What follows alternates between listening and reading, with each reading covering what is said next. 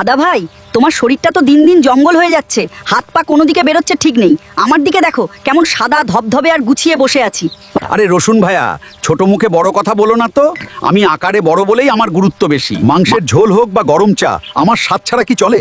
রান্নায় বা পানীয়তে আমি না থাকলে কি আর তৃপ্তি পাওয়া যায়? আমিই তো সবকিছুর আসল স্বাদ আর সুগন্ধের চাবিকাঠি। উহু, মাংসের কথা আর বলো না, আমি ছাড়া তো মাংসের গন্ধে কেউ ঘরে টিকতেই পারবে না। আর আমার এই ছোট ছোট কোয়াগুলো যখন তেলের ওপর পড়ে তখন যে সুগন্ধ বেরোয়, তার কাছে তুমি তো নস্যি।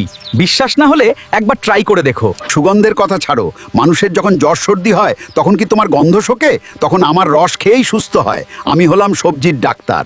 তা মানছি, কিন্তু আমারও তো গুণ কম নয়। আমি রক্ত পরিষ্কার রাখি, হার্ট ভালো রাখি, আর তাছাড়া আমাকে ছাড়ানো কত কষ্টের জানো? লোকে আমাকে নিয়ে কত সময় কাটায়। ওরে পাগল, সেই জন্যই তো বলছি আমরা দুজন হলাম মানিক জোড়। মানুষ আমাদের আলাদা করে ভাবতেই পারে না। আদা রসুন বাটা ছাড়া কোনো ভালো রান্না হয় নাকি বলো তো দেখি? একদম ঠিক বলেছো আদা ভাই, আমরা আসলে আলাদা নই, একসাথেই আমরা সেরা।